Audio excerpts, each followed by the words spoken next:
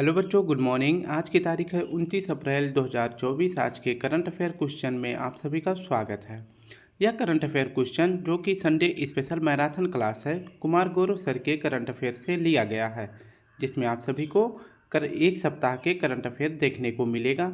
हम जिसको 20 से 25 मिनट में 60 से 70 क्वेश्चन रिवीजन कर लेंगे। तो अगर आप सभी को वीडियो अच्छी लगे तो please student like share comment ज़रूर करें। तो चलिए हम अपने संडे स्पेशल मैराथन क्लास में 28 अप्रैल के करंट अफेयर को सॉल्व करते हैं, जिसका पहला प्रश्न है, हाल ही में राष्ट्रीय सिविल सेवा दिवस 2024 कब मनाया गया है? तो इसका सही जवाब हो जाएगा ऑप्शन डी, 21 अप्रैल को मनाया गया है। अप्रैल माह के कुछ महत्वपूर्ण जो दिवस होते हैं उनको एक नज़र में देख लेते हैं। जैसे 5 अप्रैल को राष्ट्रीय समुद्री दिवस मनाया जाता है। 6 अप्रैल को शांति और विकास के लिए अंतर्राष्ट्रीय खेल दिवस मनाया जाता है। 7 अप्रैल को विश्व स्वास्थ्य दिवस मनाया जाता है। 9 अप्रैल को CRPF का शौर्य दिवस मनाया जाता है, जबकि 10 अप्रैल को विश्व होम्योपैथिक दिवस मनाया जाता है। 11 अप्रैल को महात्मा ज्योतिबा फूले दिवस मनाया जाता है, जबकि 13 अप्रैल को जलियांवाला बाग और बैसाखी फेस्टिवल मनाया जाता है। जलियांवाला बाग 13 अप्रैल 1919 को घटित हुआ था।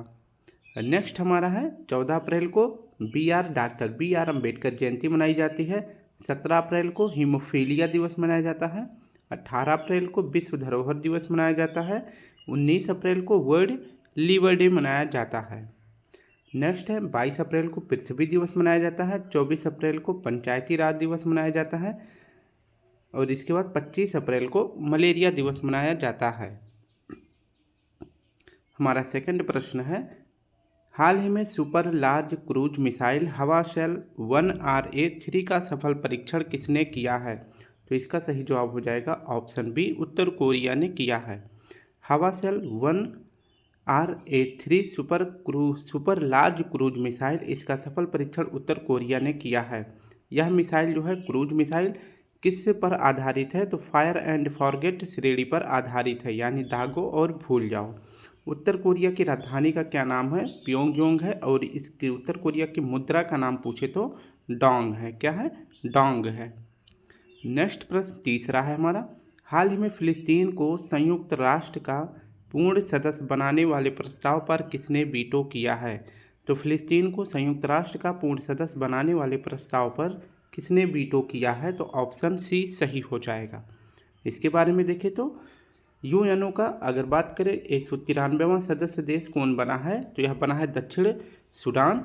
अभी जो है अल्जीरिया ने प्रस्ताव पारित किया था यूएनओ में कि फिलिस्तीन को जो है 193वां से 194वां सदस्य बना दिया जाए। 193वां देश कौन सा है? दक्षिणी सूडान है। और अल्जीरिया ने प्रस्ताव पास किया कि फिलिस्तीन को जो है 194वां सदस्य बना दिया जाए यूएनओ का। तो इसके खिलाफ जो है वीटो कर दिया, यानी इस प्रस्ताव को रोक दिया किसने? अमेरिका ने। ऑप्शन सी हमारा सही हो जाएगा। ठीक है। नेक्स्ट देखें तो हाल ही में भारतीय नौसेना ने पूर्वी लहर अभ्यास का आयोजन कहाँ किया है? तो पूर्वी लहर अभ्यास जो है कहाँ करेगा? जो पूर्वी शब्द आया है तो पूर्वी किया जाएगा। आपका सही जवाब हो जाएगा बंगाल की खाड़ी में। तो ये भारत के जो है दक्षिणी भाग है। ठीक है, तो ये दक्षिणी भाग है भारत का, ये पश्चिमी है और ये पूर्वी है। तो पूर्वी लहर कहाँ पर किया जाएगा? बंगाल की खाड़ी में। ऑप्शन ए सही हो जाएगा।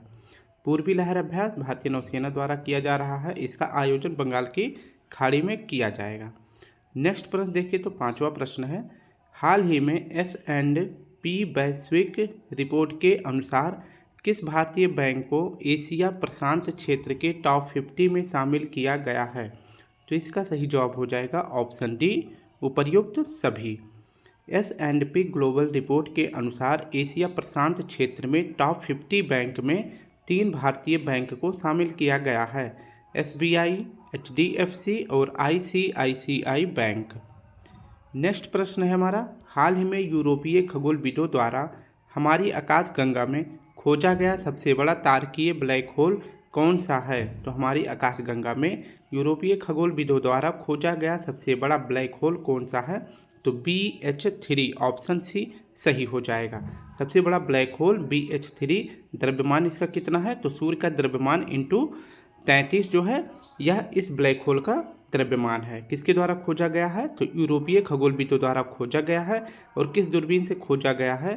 तो अटाकामा मरुस्थल में स्थापित चिली और पेरू पर स्थापित यह दूरबीन था और इसी के माध्यम से जो है BH3 खोजा गया है, जो कि हमारे पृथ्वी से कितना दूर है? तो 2000 प्रकाश वर्ष दूर है।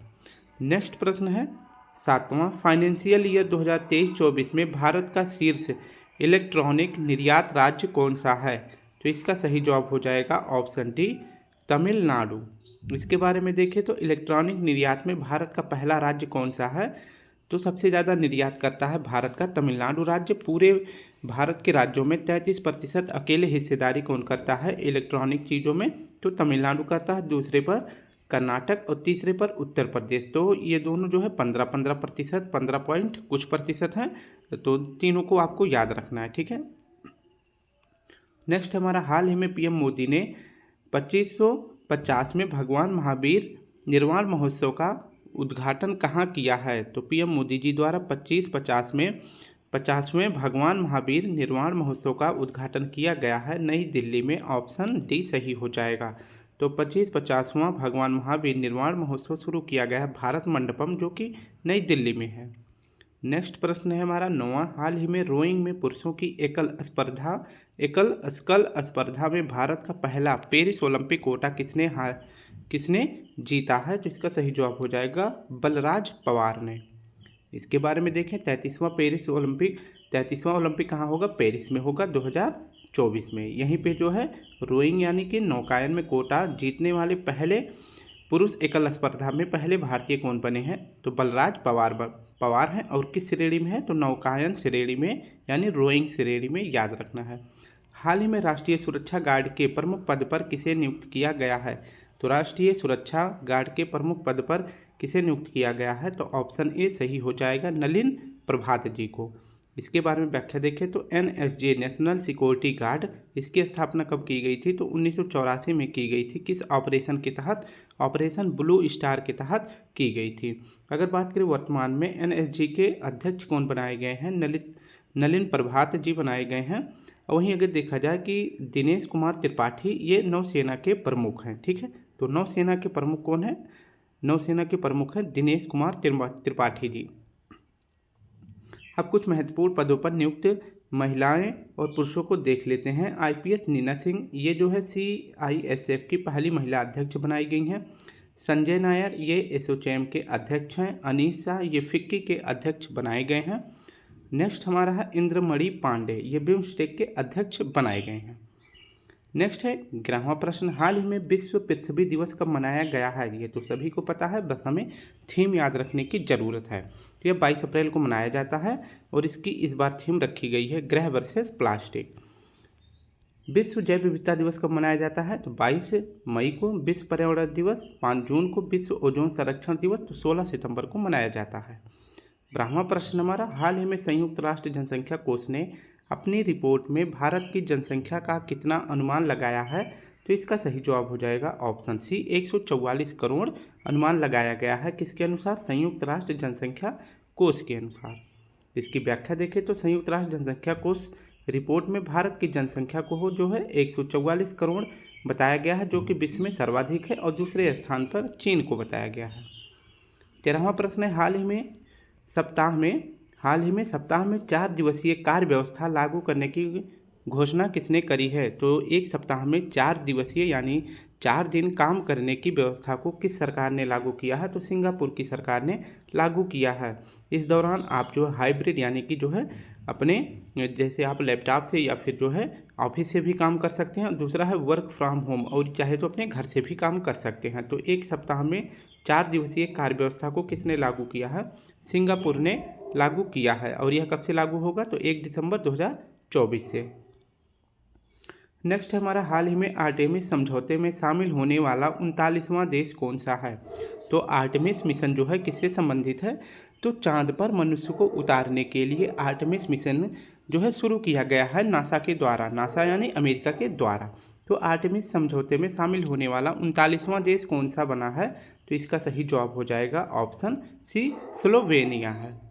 आर्टेमिस समझौता जो है यह नासा USA ने लॉन्च किया है। इसमें जो है वर्तमान में 39 सदस्य देश आर्टेमिस मिशन के तहत जुड़ गए हैं।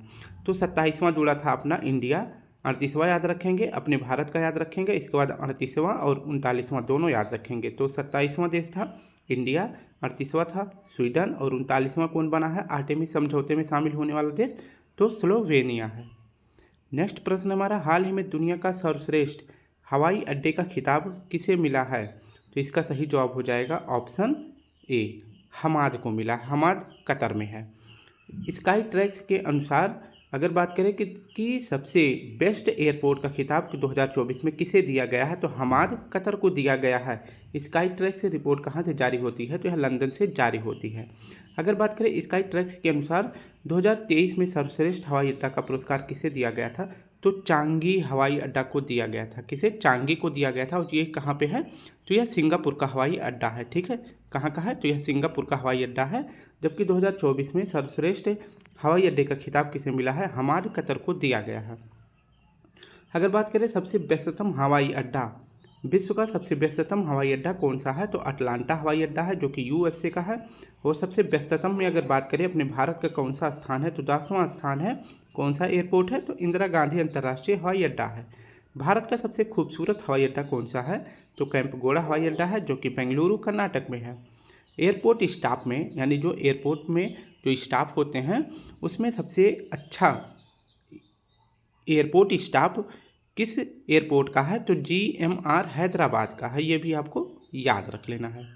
नेक्स्ट बात करें तो 16वां, हाल ही में हिंदुस्तान जिंक लिमिटेड को चांदी उत्पादन में वैश्विक स्तर पर कौन सा स्थान मिला है, तो इसका सही जवाब हो जाएगा ऑप्शन सी, तीसरा स्थान मिला है। हिंदुस्तान जिंक लिमिटेड जो है यह किसकी कंपनी है, तो यह वेदांता ग्रुप की कंपनी है। इसको जो है चांदी के उत्पादन में वैश्विक स्तर पर कौन सा स्थान मिला है, तो तीसरा स्थान मिला है। 17वां प्रश्न हमारा, हाल ही में कैंडिडेट्स शतरंज टूर्नामेंट का खिताब जीतने वाले सबसे कम उम्र के चैलेंजर कौन हैं, तो इसका सही जवाब हो जाएगा ऑप्शन डी, यानी डी गुकेश हैं। इनके बारे में देखें तो फीडे कैंडिडेट शतरंज टूर्नामेंट का खिताब जीतने वाले कौन है, डी गुकेश हैं। इनकी उम्र मात्र 17 वर्ष है और ये सबसे युवा, विश्व में सबसे युवा खिलाड़ी बन गए हैं फीडे कैंडिडेट्स शतरंज टूर्नामेंट जीतने वाले। नेक्स्ट है हमारा, हाल ही में फ्रांस की कार निर्माता सिंट्रोएन इंडिया ने किसे अपना ब्रांड एम्बेसडर बनाया है, तो फ्रांस की कार कौन सी है, सिंट्रोएन है, जो कि अपना इंडिया में ब्रांड एम्बेसडर किसको बनाई है, तो MS धोनी को बनाई है। इसके बारे में देखें तो सिंट्रोन कंपनी या फ्रांस की कार कंपनी है, इसने अपना ब्रांड एम्बेसडर MS धोनी को बनाया है। जबकि SBI ने भी अपना ब्रांड एम्बेसडर MS धोनी को, गरुड़ एरोस्पेस के ब्रांड एम्बेसडर कौन बनाए गए हैं, तो ये भी धोनी बनाए गए हैं। हाल ही में मैल्कम आदिसेसिया पुरस्कार 2024 के लिए किसे चुना गया है, तो मैल्कम आदिसेसिया पुरस्कार के लिए 2024 में किसे चुना गया है, तो इसका सही जवाब हो जाएगा ऑप्शन ए, सुरिंदर जोधका जी को। मैल्कम आदिसेसिया पुरस्कार 2024 किसे दिया गया है, तो सुरिंदर जोधिका जी को दिया गया है। और ये कौन है, तो ये प्रसिद्ध अर्थशास्त्री हैं। नेक्स्ट देखें तो स्वयं सेवक संघ अवार्ड किसे दिया गया है, तो लोकेश मुनि जी को दिया गया है। एलिजाबेथ आदिसेसिया अवार्ड किसे दिया गया है, तो यह विकास कुमार को दिया गया है। हाल ही में 18वीं लोकसभा के लिए चुने गए सांसद भाजपा के मुकेश दलाल का संबंध किससे है, तो इसका सही जवाब हो जाएगा ऑप्शन बी, सूरत से है।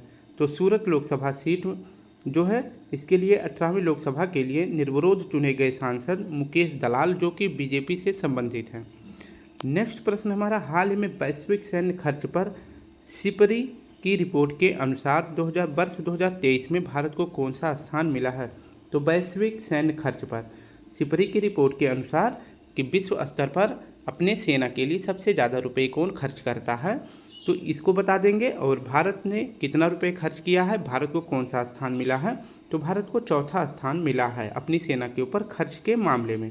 सिपरी रिपोर्ट जो है कहाँ से जारी होती है, स्वीडन स्टॉकहोम से जारी होती है।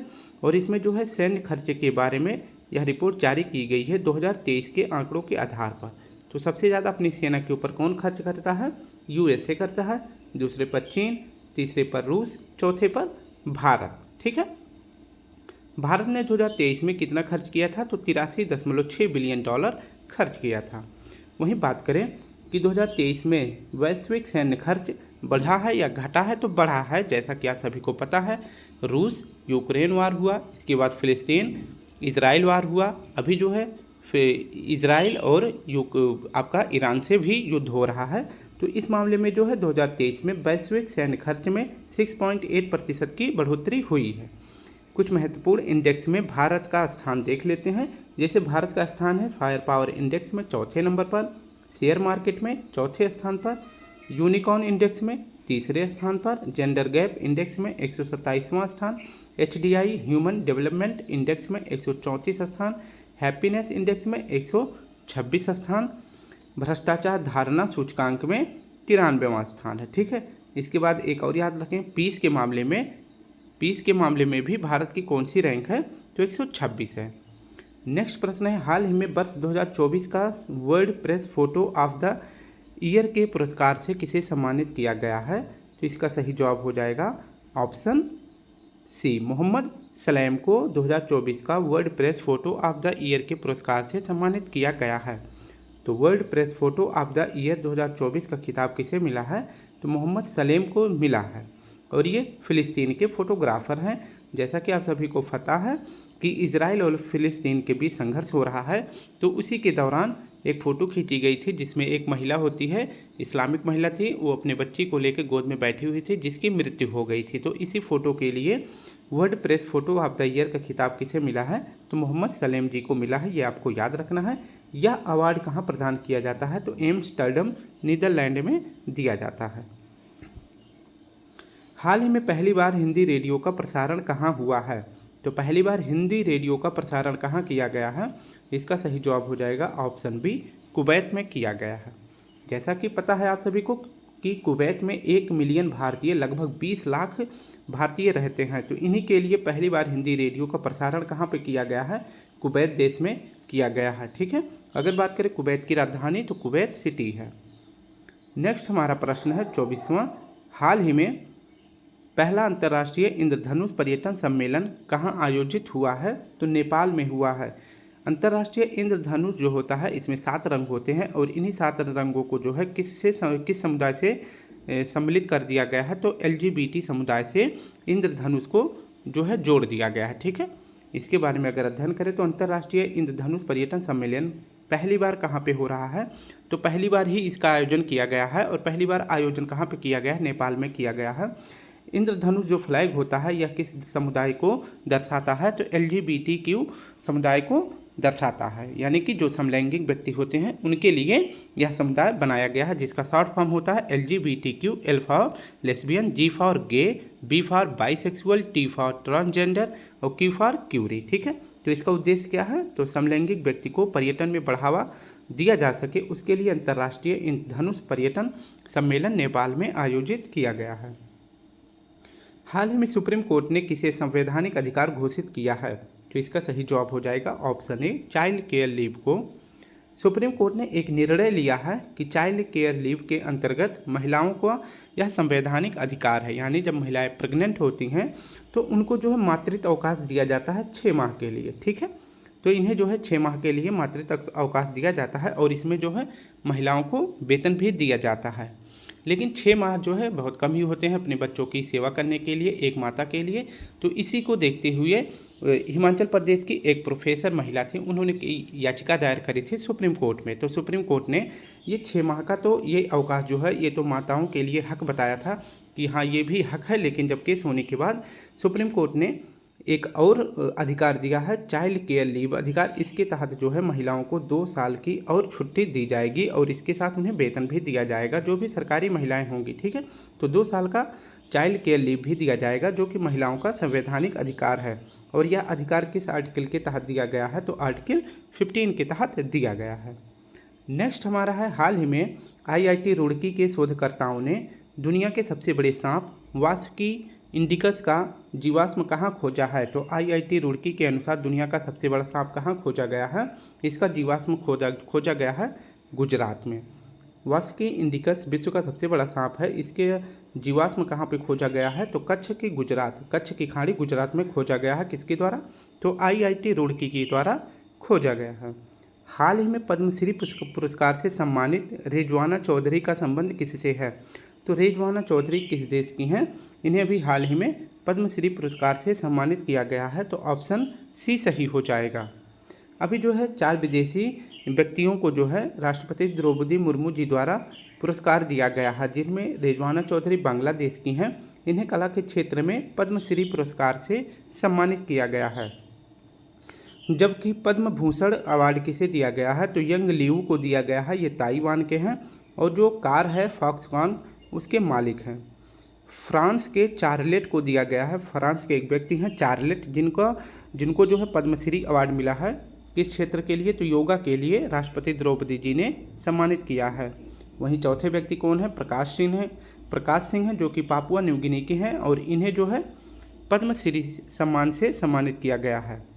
28वां प्रश्न है, हाल ही में अंडमान निकोबार के किस आदिवासी समूह ने पहली बार लोकसभा 2024 के लिए मतदान किया है? तो इसका सही जवाब हो जाएगा ऑप्शन ए सोमपेन। अगर बात करें अंडमान निकोबार की प्रमुख जनजातियां कौन सी हैं? सोमपेन, ओंगे, निकोबारी, जारवा। तो ये सभी जो है अंडमान निकोबार की जनजाति हैं, और पहली बार लोकसभा के लिए 18वीं लोकसभा के लिए मतदान किस जनजाति ने करी है? तो सोमपेन जनजाति ने करी है। ये भी आपको याद रखना है। लोकसभा किस क्रम का आपकी बार लोकसभा चुनाव हो रहा है? तो 18वीं क्रम का हो रहा है। ठीक है। हाल ही में विश्व पुस्तक और कॉपीराइट दिवस 2024 कब मनाया गया है? तो विश्व पुस्तक और कॉपीराइट दिवस 2024 कब मनाया गया है? तो इसका सही जवाब हो जाएगा ऑप्शन डी, 23 अप्रैल को मनाया जाता है विश्व पुस्तक और कॉपीराइट दिवस। इस बार इसकी थीम याद रखेंगे, रीड योर बे। नेक्स्ट हमारा हाल ही में सबसे बड़ा मंदिर महोत्सव त्रिशूरपुरम 2024 कहाँ आयोजित हुआ है? तो त्रिशूरपुरम जो है यह सबसे बड़ा मंदिर महोत्सव है, यह आयोजित किया जाता है ऑप्शन सी केरल में। त्रिशूरपुरम 2024 यह 7 दिवसीय मंदिर महोत्सव होता है, और यह महोत्सव कहाँ मनाया जाता है? तो केरल में मनाया जाता है। हाल ही में ऑस्ट्रेलियाई firm compare the market AU के अध्ययन के अनुसार दुनिया का सबसे सस्ता पासपोर्ट किस देश का है? तो ऑप्शन ए सही हो जाएगा, यूएई का। कंपेयर द मार्केट यह जारी कहाँ से होता है? तो यह रिपोर्ट जारी होता है ऑस्ट्रेलिया से, और इस रिपोर्ट में बताया जाता है कि सबसे सस्ता पासपोर्ट किस देश का है। किस आधार पर इसमें बताया गया है? तो कीमत और लागत के आधार पर सबसे सस्ता पासपोर्ट किस देश का है? तो यूएई का है। $17 बिलियन है, $17 है, जबकि इंडिया दूसरे स्थान पर है, $18 है, और जबकि सबसे महंगा अगर पूछे पासपोर्ट किसका है तो मैक्सिको का है, $221 है। नेक्स्ट हमारा है हाल ही में वर्ष 2024 आईसीसी T20 विश्व कप का ब्रांड एम्बेसडर किसे नियुक्त किया गया है? तो इसका सही जवाब हो जाएगा ऑप्शन ए उसेन बोल्ट को। आईसीसी T20 वर्ल्ड कप 2024 यह कब से शुरू होगा? तो जून 2024 से शुरू होगा। इसका आयोजन कहाँ पे होगा? तो 2 देशों में होगा, वेस्ट इंडीज और यूएसए में होगा। इस बार जो है T20 का कौन सा क्रम है? तो 9वां क्रम है, और इसके ब्रांड एम्बेसडर कौन बनाए गए हैं? उसेन बोल्ट बनाए गए हैं, जो कि जमैका के धावक हैं। नेक्स्ट प्रश्न हमारा है हाल ही में किस देश ने कर्नल एडिसन नेफ्यो को भारत में अपना पहला रक्षा सलाहकार नियुक्त किया है? तो कर्नल एडिसन नेफ्यो को भारत में अपना रक्षा सलाहकार किसे नियुक्त किया है? किस देश ने नियुक्त किया है? तो इसका सही जवाब हो जाएगा Papua New Guinea. Papua New Guinea ने अभी हाल ही में भारत में पहला रक्षा सलाहकार कर्नल एडिसन नेफ्यो को नियुक्त किया है। अगर बात करें अलीगढ़ मुस्लिम विश्वविद्यालय की पहली महिला कुलपति कौन बनाई गई हैं? तो पहली बार ऐसा हुआ है कि अलीगढ़ मुस्लिम विश्वविद्यालय की पहली महिला कुलपति जो है बनाई गई हैं। इनका नाम हो जाएगा प्रोफेसर नईमा खातून जी। नेक्स्ट है हमारा हाल ही में पहला महासागर दशक सम्मेलन 2024 कहाँ आयोजित होगा? तो पहला महासागर दशक सम्मेलन 2024 कहाँ आयोजित होगा? तो इसका सही जवाब हो जाएगा ऑप्शन डी स्पेन में। महासागर दशक सम्मेलन 2024 इसका पहली बार आयोजन कहाँ पे किया जा रहा है? तो बार्सिलोना स्पेन में किया जा रहा है। इस बार इसकी थीम रखी गई है हम जो महासागर चाहते हैं उसके लिए आवश्यक विज्ञान प्रदान करना है। अगर बात करें 2021 से 2030 के बीच में महासागर विज्ञान दशक मनाया गया है, तो महासागर विज्ञान दशक जो है किस वर्ष को घोषित किया गया है? तो 2021 से लेकर 2030 के बीच को। नेक्स्ट हमारा है हाल ही में सतलुज जल विद्युत निगम ने देश के पहले बहुउद्देशीय ग्रीन हाइड्रोजन प्रोजेक्ट का उद्घाटन कहाँ किया है? तो इसका सही जवाब हो जाएगा हिमाचल प्रदेश में किया है। सतलुज जल विद्युत निगम यानी SJVN ने सतलुज नदी के ऊपर नाथपा झाकरी परियोजना शुरू की है और इसी परियोजना के ऊपर जो है भारत का पहला बहुउद्देशीय ग्रीन हाइड्रोजन प्रोजेक्ट शुरू किया गया है, जिसके तहत जो है इस बहुउद्देशीय ग्रीन हाइड्रोजन प्रोजेक्ट के तहत 8 घंटे में 14 केजी ग्रीन हाइड्रोजन का उत्पादन किया जाएगा। और यह परियोजना कहाँ पर शुरू की गई है? हिमाचल प्रदेश में शुरू की गई है। किस नदी पर? तो यह सतलुज नदी है। अगर पूछे किस परियोजना पर, तो नाथपा झाकरी परियोजना पर। नेक्स्ट प्रश्न है, हाल ही में विश्व मलेरिया दिवस 2024 कब मनाया गया है? तो इसका सही जवाब हो जाएगा ऑप्शन डी, 25 अप्रैल को विश्व मलेरिया दिवस मनाया जाता है। 25 अप्रैल को ही रोनाल्ड रॉस का जन्मदिन भी होता है। इसी पर जो है मलेरिया दिवस मनाया जाता है। 2024 में थीम क्या रखी गई है मलेरिया दिवस की? तो accelerating the fight against malaria यानी मलेरिया के विरुद्ध लड़ाई को तेज़ी से आगे बढ़ाना है। नेक्स्ट हमारा है, हाल ही में भारतीय वायुसेना ने रॉक्स या क्रिस्टली भूल भुलैया 2 बैलिस्टिक मिसाइल का सफल परीक्षण कहाँ किया है? तो इसका सही जवाब हो जाएगा ऑप्शन ए, अंडमान निकोबार में किया है।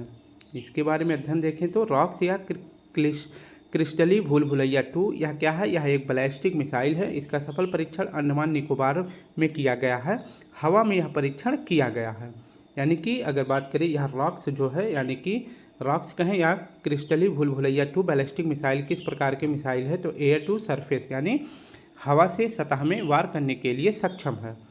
इस मिसाइल को जो है हवा में परीक्षण करने के लिए किस फाइटर जेट का प्रयोग किया गया था? तो ये भी इम्पोर्टेंट है, Su-30 MKI का प्रयोग किया गया है। हाल ही में सेवानिवृत्ति की घोषणा करने वाले भारत के प्रमुख खिलाड़ी सौरभ घोषाल का संबंध किससे है? तो इन्होंने सौरभ घोषाल ने अभी सेवानिवृत्त होने की घोषणा कर दी है। इनका संबंध किस खेल से है? तो ये स्क्वैश के फेमस खिलाड़ी हैं। इसके बारे में अध्ययन देखें तो सौरभ घोषाल का खेल है स्क्वैश। ये जो है 13 बार नेशनल चैंपियन रह चुके हैं और विश्व स्तर पर टॉप 10 में भी पहुंचने वाले एकमात्र स्क्वैश खिलाड़ी हैं। इन्हें जो है अर्जुन अवार्ड भी मिल चुका है स्क्वैश के रूप में, यानी कि स्क्वैश खेल के अंतर्गत अर्जुन अवार्ड पाने वाले पहले भारतीय कौन है? तो सौरभ घोषाल हैं और इन्होंने अभी सेवानिवृत्ति की घोषणा कर दी है। नेक्स्ट हमारा है, हाल ही में IPL इतिहास में 200 विकेट लेने वाले पहले तेज गेंदबाज कौन बने हैं? तो इसका सही जवाब हो जाएगा युजवेंद्र चाहल। 200 विकेट लेने वाले पहले गेंदबाज कौन बन गए हैं? युजवेंद्र चाहल बन गए हैं। और इस समय ये किस टीम से खेल रहे हैं? तो IPL जो है ये राजस्थान रॉयल्स टीम से खेल रहे हैं। पहले ये RCB से खेल रहे थे, लेकिन 2024 में RR से खेल रहे हैं। हाल ही में RBI ने किस बैंक पर ऑनलाइन नए ग्राहक जोड़ने पर प्रतिबंध लगा दिया है? तो RBI ने अभी किस बैंक पर 2 प्रतिबंध लगाए हैं? ठीक है, तो इसका सही जवाब हो जाएगा option C, Kotak Mahindra bank पर 2 प्रतिबंध लगाए हैं। कोटक महिंद्रा बैंक पे RBI ने बैंकिंग रेगुलेटिंग एक्ट 1949 के तहत जो है RBI को शक्ति प्रदान है, वह किसी भी बैंक पर या किसी भी बैंक के ऐप पर प्रतिबंध लगा सकता है। तो अभी जो है कोटक महिंद्रा बैंक पर 2 प्रतिबंध लगाया है। एक तो नया क्रेडिट कार्ड लॉन्च नहीं कर पाएगा और दूसरा नए ग्राहक को भी नहीं जोड़ पाएगा। नेक्स्ट हमारा प्रश्न है, हाल ही में राष्ट्रीय पंचायती राज दिवस 2024 कब मनाया गया है? तो राष्ट्रीय पंचायती दिवस कब मनाया जाता है? 24 अप्रैल को मनाया जाता है। और यह पहली बार कब मनाया गया था? तो पहली बार मनाया गया था 2010 में। हाल ही में किस देश की संसद ने टिकटॉक पर प्रतिबंध लगाने वाले विधेयक को मंजूरी दे दी है? तो USA की सीनेट ने। जैसे हमारे यहाँ पे लोकसभा और राज्यसभा होता है, वहाँ पे जो है लोकसभा को क्या कहते हैं? प्रतिनिधि सभा कहते हैं, यानी लोअर हाउस कहते हैं। और जो राज्यसभा है उसे सीनेट कहते हैं। तो इसी सीनेट ने जो है टिकटॉक पर बैन कर दिया है, बैन करने की घोषणा कर दी है। ठीक है, USA में जो संसद होता है, जैसे हमारे यहाँ पे संसद होता है, उसी तरह USA में जो संसद होता है उसका क्या नाम होता है? कांग्रेस नाम होता है।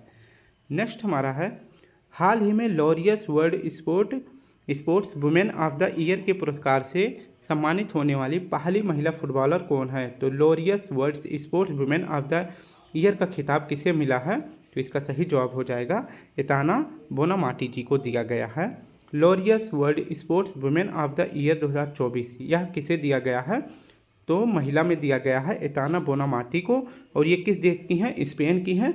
और अगर बात करें पुरुष में किसे दिया गया है? तो नोवाक जोकोविच को दिया गया है, जो कि सर्बिया के हैं और इनका खेल है टेनिस ये टेनिस के खिलाड़ी हैं, जबकि एताना बोनामाती ये फुटबॉल के खिलाड़ी हैं। और लॉरियस अवार्ड जो है कहाँ प्रदान किया जाता है, तो स्पेन मैड्रिड में प्रदान किया जाता है। अगर बात करें कि सर्वाधिक ग्रैंड स्लैम किसने जीता है, तो नोवाक जोकोविच ने जीता है। और कितना जीते हैं, तो 24 जीत चुके हैं अब तक। नेक्स्ट प्रश्न हमारा है, नेक्स्ट प्रश्न है, हाल ही में अंतर्राष्ट्रीय आपदा प्रतिरोधी बुनियादी ढांचा सम्मेलन का 6ठा संस्करण कहाँ हुआ है? तो इसका सही जवाब हो जाएगा ऑप्शन बी, नई दिल्ली में। अंतर्राष्ट्रीय आपदा प्रतिरोधी बुनियादी ढांचा का 6वां संस्करण, इसका आयोजन नई दिल्ली में किया जा रहा है। इसे जो है ICDRI कहते हैं। इसका फुल फॉर्म होता है international conference for disaster resilient infrastructure होता है। अगर बात करें CDRI का मुख्यालय कहाँ पे है, नई दिल्ली में है। और ISA यानी इंटरनेशनल सोलर अलायंस, इसका मुख्यालय कहाँ पे है, तो गुरुग्राम हरियाणा में है। तो दो ऐसी इंटरनेशनल संस्थाएं हैं जिनका मुख्यालय भारत में है। एक तो CDRI का मुख्यालय है और दूसरा ISA का मुख्यालय है। तो ISA का मुख्यालय गुरुग्राम में है, जबकि CDRI का मुख्यालय नई दिल्ली में है। तो दो ही ऐसी मात्र इंटरनेशनल संस्थाएं हैं जिनका मुख्यालय कहाँ पे है, भारत में है। हाल ही में नासा ने dragon fly rotor craft mission कहाँ भेजने की घोषणा करी है? तो इसका सही जवाब हो जाएगा टाइटन पर। इसके बारे में अध्ययन करें तो ड्रैगन फ्लाई रोटर मिशन जो है यह किसका है, नासा का है, जो कि USA की स्पेस एजेंसी है। Dragon fly rotor craft mission का अगर पूछे आकृति कैसी है, तो ड्रैगन फ्लाई की तरह है। और इस मिशन को जो है किस ग्रह के उपग्रह के लिए भेजा जा रहा है, तो टाइटन के लिए भेजा जा रहा है, जो कि शनि का उपग्रह है। और यह मिशन कब लॉन्च होगा, तो 2028 में लॉन्च होगा। हाल ही में मतदान केंद्रों पर कतारों की जानकारी के लिए वोटर इन क्यू ऐप किसने लॉन्च किया है? जैसे कि आप वोट डालना चाहते हैं, लेकिन जहाँ पे मतदान केंद्र है वहाँ पे ज़्यादा भीड़ है, तो इसका अपने घर से ही पता लगा सकते हैं कि मतदान केंद्र पर भीड़ है या नहीं है। उसके लिए वोटर इन क्यू ऐप किस राज्य ने जारी करा है, तो हरियाणा ने जारी किया है। ठीक है, तो वोटर इन क्यू ऐप किसने लॉन्च किया है, हरियाणा ने। मतदान केंद्रों की जो भीड़ होती है उसकी जानकारी के लिए, अगर भीड़ नहीं है तो यह ऐप आप सभी को बता देगा कि ऐप मतलब भीड़ नहीं है, आप अपना वोट कर सकते हैं। ठीक है, कुछ महत्वपूर्ण ऐप याद कर सकते हैं चुनाव आयोग के द्वारा जो भी हाल ही में लॉन्च हुआ है। Encore app, know your candidate app, Saksham app, sweep app और सी विजिल ऐप, ये सभी ऐप किसके हैं, तो चुनाव आयोग के हैं। एक महत्वपूर्ण ऐप याद रखेंगे, बूथ राब्ता ऐप किस राज्य ने लॉन्च किया है, तो पंजाब ने लॉन्च किया है। 47वां प्रश्न है, हाल ही में 77वें कांस फिल्म फेस्टिवल के ला सिनेफ सेशन में चुनी गई पहली भारतीय फिल्म कौन सी है? तो इसका सही जवाब हो जाएगा sunflowers were first ones to know. Cannes film festival यह जो है कहाँ होता है, तो यह फ्रांस में होता है। इस बार जो है इसका 77वां क्रम है और इसमें जो है भारतीय film sunflower were first to know को शामिल किया गया है। इस फिल्म में किसकी स्टोरी दिखाई गई है, तो एक बुजुर्ग महिला है जो मुर्गा चोरी करती है और इस फिल्म के डायरेक्टर है चित्रानंद नायक। तो ला सिनेफ सेशन में चुनी जाने वाली पहली भारतीय फिल्म कौन सी है, तो sunflower were first ones to know. आप इतना याद कर सकते हैं, सनफ्लावर्स। ठीक है, नेक्स्ट है, हाल ही में भारत की सबसे बड़ी जलवायु घड़ी कहाँ प्रारंभ की गई है, तो नई दिल्ली में की गई है। तो सबसे बड़ी जलवायु घड़ी कहाँ पर प्रारंभ की गई है, नई दिल्ली में। जबकि भारत की सबसे बड़ी वैदिक घड़ी कहाँ स्थापित हुई है, तो उज्जैन महाकालेश्वर में स्थापित हुई है। हाल ही में UPI स्विच किसने लॉन्च किया है, तो UPI स्विच लॉन्च किया है रेजर पे और एयरटेल पेमेंट्स बैंक ने। इसके बारे में अध्ययन देखें तो UPI स्विच यह लॉन्च किया गया है रोजर पे और एयरटेल पेमेंट्स बैंक के द्वारा। किस लिए जारी किया गया है, तो ऑनलाइन को बढ़ावा देने के लिए, यानी कि इस ऐप के माध्यम से आप 1 सेकंड में जो है 10,000 रुपये का लेन देन कर सकते हैं। जबकि टर्बो पे किसने लॉन्च किया है, तो अकेले रेजर पे ने लॉन्च किया है। नेक्स्ट है, हाल ही में आर्यभट्ट पुरस्कार से किसे सम्मानित किया गया है, तो आर्यभट्ट पुरस्कार से सम्मानित किया गया है पाबुलुरु सुब्बा राव जी को। और इन्हें यह पुरस्कार क्यों दिया गया है, अंतरिक्ष विज्ञान में बढ़ावा देने के लिए आर्यभट्ट पुरस्कार से सम्मानित किया गया है। हाल ही में विश्व बौद्धिक संपदा दिवस 2024 कब मनाया गया है, तो इसका सही जवाब हो जाएगा ऑप्शन डी, 26 अप्रैल को बौद्धिक संपदा दिवस मनाया जाता है। थीम इस बार क्या है, तो IP एंड SDG इसकी थीम है। हाल ही में दक्षिण कोरियाई उपग्रह नियोनसेट 1 और नई नासा सौर सेलिंग तकनीकी के लिए ACS-3 को अंतरिक्ष में किसने लॉन्च किया है? तो इसका सही जवाब हो जाएगा रॉकेट लैब ने लॉन्च किया है। अभी जो है रॉकेट लैब ने 2 उपग्रह को लॉन्च किया है। और कहाँ से लॉन्च किया है? तो यह न्यूजीलैंड से लॉन्च किया है। रॉकेट लैब जो है यह कहाँ की कंपनी है? तो कैलिफोर्निया USA की कंपनी है। अभी इसने 2 उपग्रह को कौन कौन को लॉन्च किया है? तो नियोनसेट 1 को, जो कि साउथ कोरिया की है, पृथ्वी अवलोकन उपग्रह है, जबकि नासा की है ACS-3। यह जो है सौर सेलिंग तकनीकी पर आधारित है। तो ये 2 उपग्रहों को लॉन्च किया है रॉकेट लैब ने। हाल ही में विश्व फुटबॉल शासी निकाय फीफा ने अपने टूर्नामेंट के प्रायोजन के लिए किसके साथ समझौता किया है? तो इसका सही जवाब हो जाएगा अरामको। और ये अरामको जो है कहाँ की कंपनी है? सऊदी अरब की कंपनी है। तो फीफा 2027 ने अपना टाइटल स्पॉन्सर किसे चुना है? सऊदी अरामको को चुना है। और फीफा के हेड कौन है? इन्फिंटिनो फीफा के हेड हैं। नेक्स्ट प्रश्न हमारा 54वां। हाल ही में स्वर्ण उद्गार के कारण चर्चा में रहा माउंट इरेबस ज्वालामुखी कहाँ स्थित है? तो इसका सही जवाब हो जाएगा अंटार्कटिका में। माउंट इरेबस यह अंटार्कटिका महाद्वीप का सबसे ऊंचा सक्रिय ज्वालामुखी है। और अभी इसमें से जो है स्वर्ण उद्गार के लिए यह चर्चा में रहा है। अंटार्कटिका महाद्वीप को जो है श्वेत महाद्वीप, वैज्ञानिक और अनुसंधान समर्पित महाद्वीप भी कहा जाता है। फाइनेंशियल ईयर 2024 में भारत ने सर्वाधिक फार्मास्यूटिकल उत्पादों का निर्यात यानी दवाओं का निर्यात सबसे ज़्यादा किस देश को किया है? तो USA को किया है। फाइनेंशियल ईयर 2024 में भारत ने फार्मास्यूटिकल उत्पादों का निर्यात सबसे ज़्यादा किसको किया है? USA को किया है। कितना किया है? तो $28 मिलियन का निर्यात कर दिया है। हाल ही में 26वां विश्व ऊर्जा कांग्रेस कहाँ आयोजित हुई है? तो 26वें क्रम की विश्व ऊर्जा कांग्रेस का आयोजन कहाँ पे किया गया है? तो इसका सही जवाब हो जाएगा रॉटरडम में। वर्ल्ड एनर्जी कांग्रेस 2024 यह क्रम जो है 26वें क्रम का है। और वर्ल्ड एनर्जी कांग्रेस का आयोजन कहाँ पे होगा? रॉटरडम नीदरलैंड में होगा। थीम क्या रखी गई है? तो लोगों और ग्रह के लिए ऊर्जा को नए तरीके से डिजाइन करना इस बार वर्ल्ड एनर्जी कांग्रेस की थीम रखी गई है। नेक्स्ट हमारा है बवेरियन इंटरनेशनल टेनिस चैंपियनशिप का युगल खिताब जीतने वाले पहले भारतीय कौन हैं? तो इसका सही जवाब हो जाएगा यूकी भावरी। ऑप्शन ए सही हो जाएगा। बवेरियन या फिर BMW इंटरनेशनल टेनिस चैंपियनशिप 2024 इसका आयोजन कहाँ पे हुआ था? तो होस्ट कंट्री है म्यूनिख जर्मनी में इसका आयोजन किया गया था। तो बवेरियन या फिर BMW इंटरनेशनल टेनिस चैंपियनशिप के युगल विजेता कौन बने हैं? यूकी भावरी बने हैं, जो कि पहले भारतीय हैं। और इनके पार्टनर कौन थे? तो अल्बानो थे, जो कि फ्रांस के थे। हाल ही में दिवंगत सुधीर कक्कड़ का संबंध किस क्षेत्र से है? तो ये मनोवैज्ञानिक हैं। सुधीर कक्कड़ का संबंध जो है किससे है? तो ये मनोविज्ञान से संबंधित है, इसलिए इन्हें भारतीय मनोविज्ञान का जनक भी कहा जाता है। इनका जन्म उत्तराखंड में हुआ है और इनकी फेमस पुस्तक है द इनर वर्ल्ड। नेक्स्ट प्रश्न है हमारा, हाल ही में भारतीय कुश्ती महासंघ के एथलीट आयोग के अध्यक्ष पद पर किसे नियुक्त किया गया है? इसका सही जवाब हो जाएगा ऑप्शन सी, नरसिंह यादव जी को नियुक्त किया गया है। तो भारतीय कुश्ती महासंघ के एथलीट आयोग का अध्यक्ष नरसिंह यादव को बनाया गया है और ये राष्ट्रमंडल खेलों में स्वर्ण विजेता भी रह चुके हैं। कुछ महत्वपूर्ण पद पर नियुक्त भारतीय को देख लेते हैं। जैसे देवेंद्र झांझड़िया को भारतीय पैरालंपिक समिति के अध्यक्ष चुना गया है। क्रिस्टीना जॉर्जिया को IMF की अध्यक्ष बनाई गई हैं। नेक्स्ट है PT उषा भारतीय ओलंपिक संघ की पहली महिला अध्यक्ष हैं। नागोजी ओंकाजा इबेला ये WTO यानी वर्ल्ड ट्रेड ऑर्गेनाइजेशन की पहली महिला अध्यक्ष चुनी गई हैं। आखिरी प्रश्न हमारा है, हाल ही में इक्ष्वाकु काल के 3730 सिक्कों की खोज कहाँ हुई है? तो तेलंगाना में हुई है।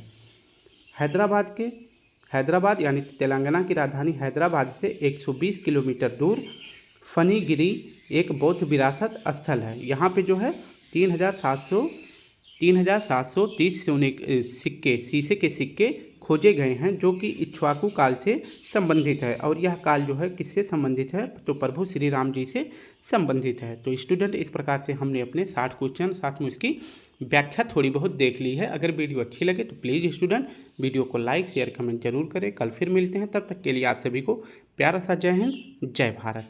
अगर आप सभी को इसका PDF चाहिए तो आप मेरे टेलीग्राम पर जुड़ जाएं या फिर आप मुझे कमेंट बॉक्स में मैसेज करेंगे तो मैं अपना टेलीग्राम लिंक प्रोवाइड कर दूंगा। आप वहां से इसका एक बार PDF डाउनलोड करके खुद से रिवीजन कर सकते हैं। ठीक है, तो चलिए अपना ध्यान रखें, कल फिर मिलते हैं। जय हिंद, जय भारत।